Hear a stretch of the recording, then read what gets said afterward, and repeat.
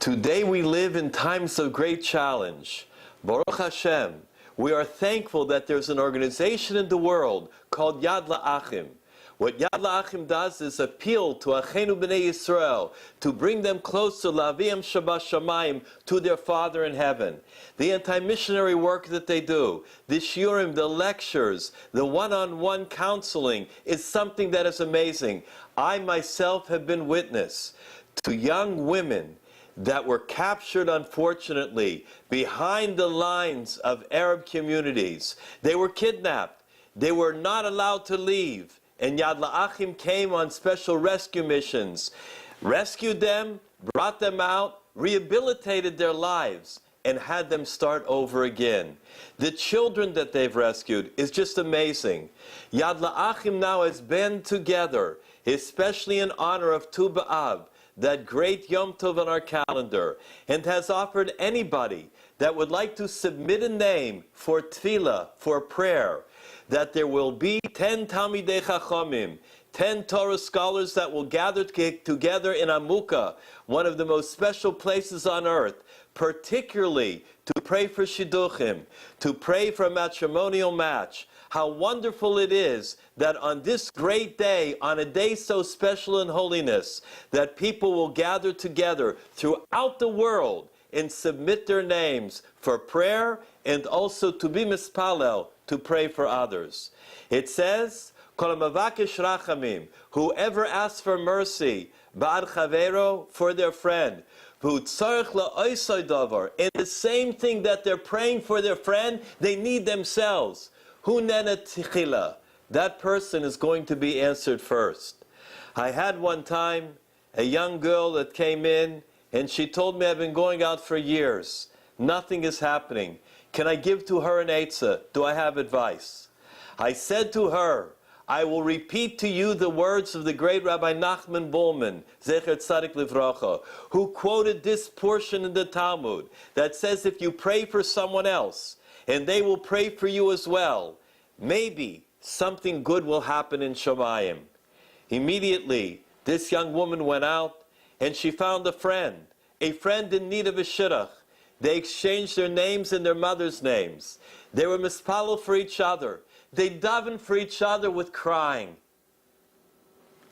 Approximately 6 to 7 months later, both of these young women became a kala. And so, it was a great simcha, and they were modiya me. They let me know the good news. However, they had a shaila. The shaila was that when the dates for the chasanas were arranged, the wedding dates were arranged, they found out that they were both getting married on the same night. They both wanted to be misameach. They both wanted to attend each other's wedding, to dance for each other. And now it was the same night. So they called me and asked, should they perhaps try and work it out that one of the weddings would be moved to a different date. I said to them, in my humble estimation, no. Leave the chasana exactly in the date where you both have it scheduled for now. Because who knows, if when you were both mispalel on a regular day, when you both prayed for each other, look what happened. You both became a kala. Can you imagine when you will both daven, the night of your chuppah, a kala b'yom chupasa, a chosen b'yom chupasai. Can you imagine if you daven for each other on that night and for Klal Yisrael, what will happen? I ask everybody to take these words, put them into effect, put them lamaisa. There is a special Tu B'Av together on the internet. Tune in. Enter in your name. You can submit your name for tefillah.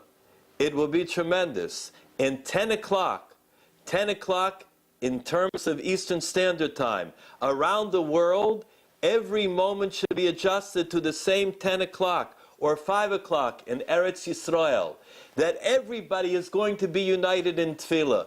It is something, it is berumo shalolam. It is the greatest thing that we can be united in, and the service is completely free. But I would like to ask you, Rabbi Isai, in honor of Tu B'Av, in honor of this great Yom Tov, in honor of all the future simchas for all of Klal Yisrael. Perhaps we could also give a small donation to Yad La'achim. We can show them that we support their work, bringing Klal Yisrael together, saving lost Yiddish neshamas, lost Jewish souls. It's interesting that in the Talmud, it says, "L'haya l'Yisrael yomim tovim." There were never such great yomim tovim for Klal Yisrael like Tu B'Av and like Yom Kippur. Tu B'Av, it's interesting. The Talmud says they used to tell the Bachrim, "Sanai necha," lift up your eyes, go out for a shidduch. And I always wondered, why does it say, "Sanai necha," raise up your eyes? And I want to say that the Talmud is eternal. It's for all times, Netzach Netzachim. It speaks to us in our generation, with all the challenges that happen on Shidduchim, with all the young people waiting to get married. And you know what it says? Sanai necha. Raise up your eyes. Don't be down. Be encouraged. Be inspired. Tu B'Av could make it happen.